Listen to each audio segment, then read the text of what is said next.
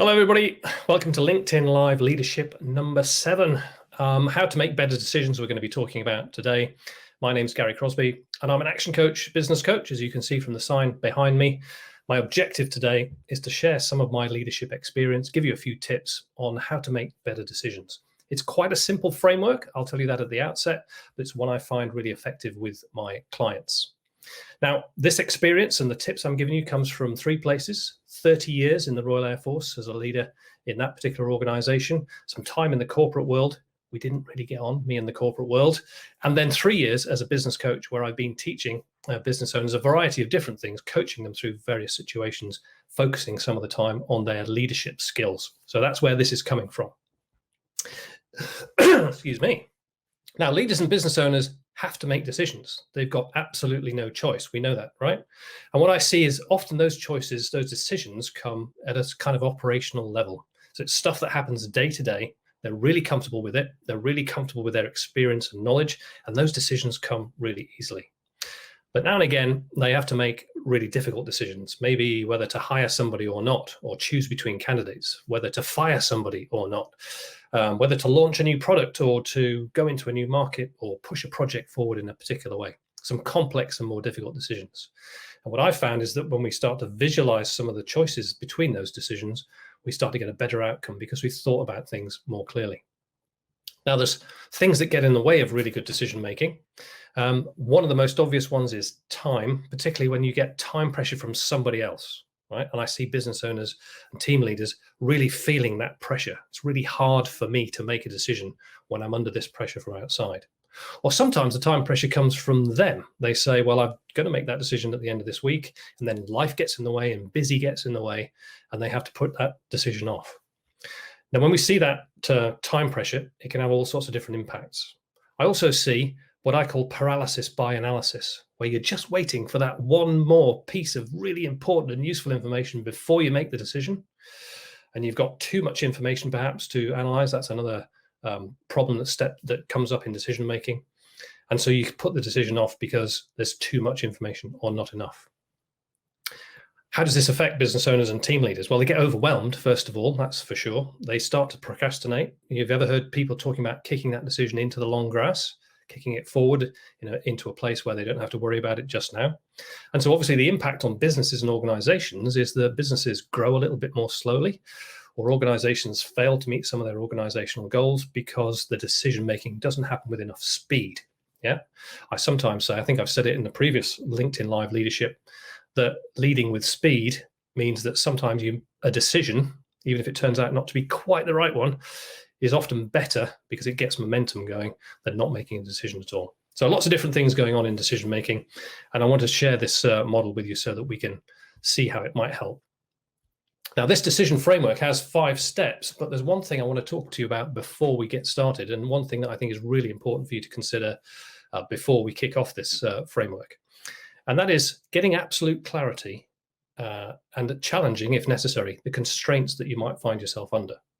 So let's say you're making a decision about hiring somebody, and you go to HR and you say, look, for the right candidate, could we boost the salary cap by 5,000 or 10,000? That's a constraint you've had placed upon you by HR, but you're challenging it because you know that it might help you to find the right candidate. There's a great experiment actually that was done at Stanford University, where the professor split his students up into groups, and he said to them, look, I'm going to give you $5 each group, and I want you to go out there and turn that into as much money as you possibly can. And the winner gets a presentation in a couple of weeks' time, 15 minutes long, where you can tell the class, all 150 students, what it is that you've done to turn this $5 into whatever you've turned it into. Now, some of the students went off to do entrepreneurial stuff. Some of the students went off to do investment stuff.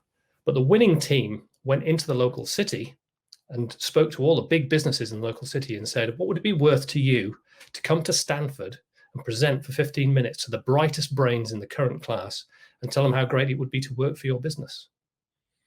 Thousands of pounds they turned that $5 into by just selling the presentation slot. That's about challenging the constraints. Yeah. So before you start on the decision-making process, be clear about the constraints and challenge them if you can. Now, we'll get into the decision-making process itself. I'm going to use an example, which is a company that's thinking about launching a training course or there's two training courses, training course A, training course B, and they're going to try and work out which one is best. Now, either now or later, you need a piece of paper really where you can say, I'm just going to split it into two columns, where I can say training course A is on the left and training course B is on the right. And we're going to use brain as our decision-making framework. And I'll talk you through this.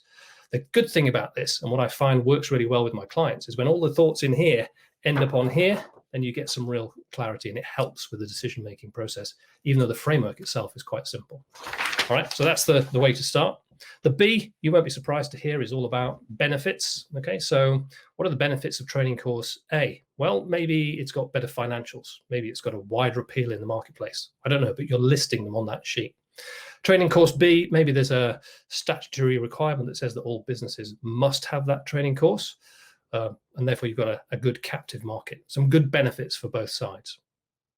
The R is all about the risks. So, training course A might have strong competition. So lots of other people delivering it. So there's a lot of price sensitivity around training course A. Training course B, well, it might be a smaller market. It might have a very high time demand. Maybe it takes a long time for people to get that training. And therefore, companies will be a little bit reluctant to put people through that for such a long period of time. So you're visualizing those things and getting them down on paper.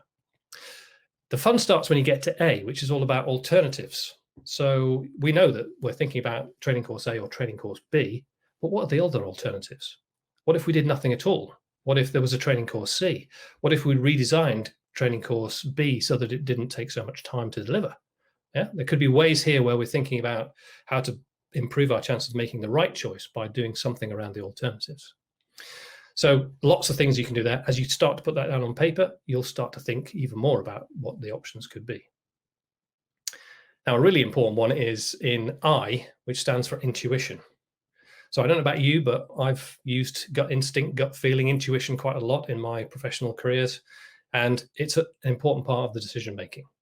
Inside our body, we've got something called the enteric nervous system in the gut, and neuroscientists are pretty clear about the fact that there's a strong link there between that nervous system and the brain. Some people call the enteric nervous system the second brain because it can operate independently of the central nervous system sometimes. But the point there is, when you're in a situation, how often does this happen to you? You are in a networking situation and you meet somebody, and within a couple of seconds, you get a feeling that they're either going to be a great person for you to know or perhaps not. Or somebody comes and pitches an idea at you and you get a gut feeling that that's a good idea, or I'm not really sure about that.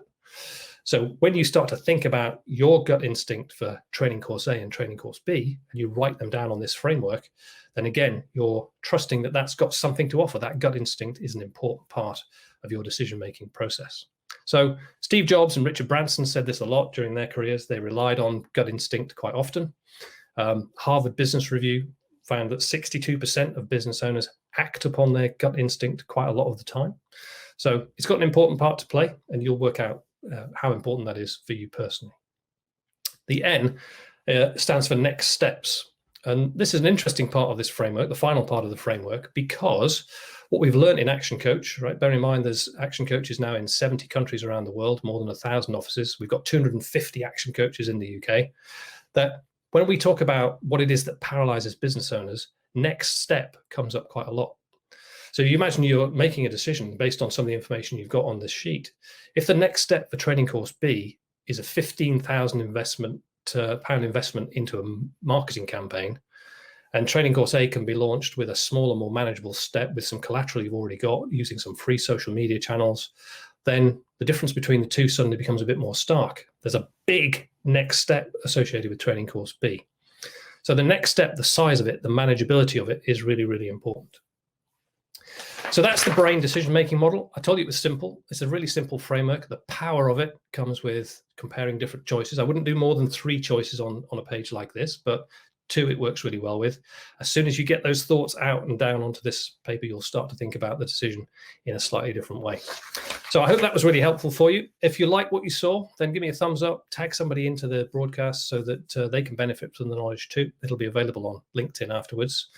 And let's have a think about next week. It's going to be LinkedIn Live Leadership number 8 next week. And I'm going to be asking a question. And that question is, how do you set a culture so that people can really do their best? Right? Team leaders, leaders in business, have got a really important role to play in setting the culture inside their organization. If you can show your team and everybody else who you are, how you behave, what to expect from you, and the culture is solid in your organization, then you can take a really big step forward. So that's what we'll do. Maybe slightly longer next week, but Wednesday, midday, every week, there'll be LinkedIn Live Leadership.